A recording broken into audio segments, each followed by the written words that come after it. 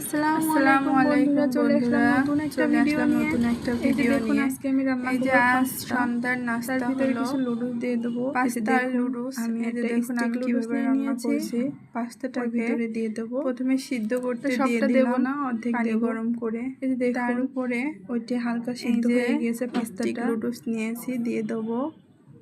এখন আমি দিয়ে দিলাম, ভিতরে দিয়ে দেবো লুডুস। দিয়ে দেওয়ার পরে সিদ্ধ হওয়া পর্যন্ত অপেক্ষা করে লুডুস দিয়ে দিয়েছি যে সুন্দর মতো। তারপরে ঢাকনা দিয়ে ঢেকে দেবো। এবারে ঢাকনা দিয়ে যাতে দ্রুত সিদ্ধ হয়ে যায়, যাতে তাড়াতাড়ি সিদ্ধ এভাবে করে রান্না করলে কিন্তু বিকালের একটা সিদ্ধ হয়ে গিয়েছে। তো সকাল বিকাল যখন নাড়াচাড়া করে দেখে দেখুন আমার সিদ্ধ হয়ে গেল। নামাই নেব। সিদ্ধ হয়ে যাওয়ার পরে আমি নামিয়ে একটু পানি দিয়ে ধুয়ে নেব যেহেতু লুডুস দিয়েছি।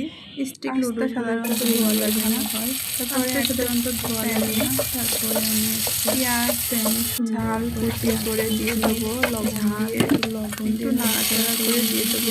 টমেটো কুচি দিয়ে দেবো। টমেটো দিলে ভালো লাগে, যে কোনো জিনিসে আমার মনে হয় টমেটো দিলে ভালো লাগে।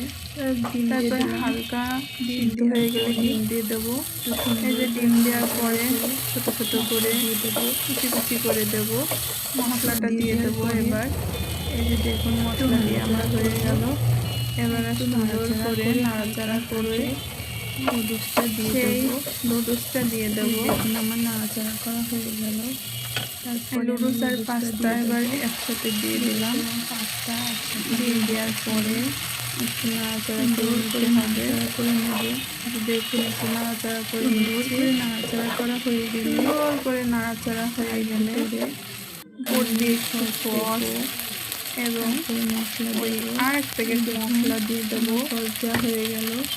তারপরে মশলা ছিটিয়ে দেবো। এই যে মশলা দিয়ে আমার হয়ে গেল। দেখুন আমার রেডি এবার বিকালে সম্পূর্ণ রেডি। একটু নাড়াচাড়া করে পাস্তা এবং লুডুস রান্না সুন্দর। তো আমার পেজটা আমার পাস্তা লুডুস সাবস্ক্রাইব করে মাশাআল্লাহ অনেক সুন্দর হয়েছে। তো ভালো লাগলে আমার আল্লাহ হাফেজ পেজটা সাবস্ক্রাইব করে যাবেন, একটা লাইক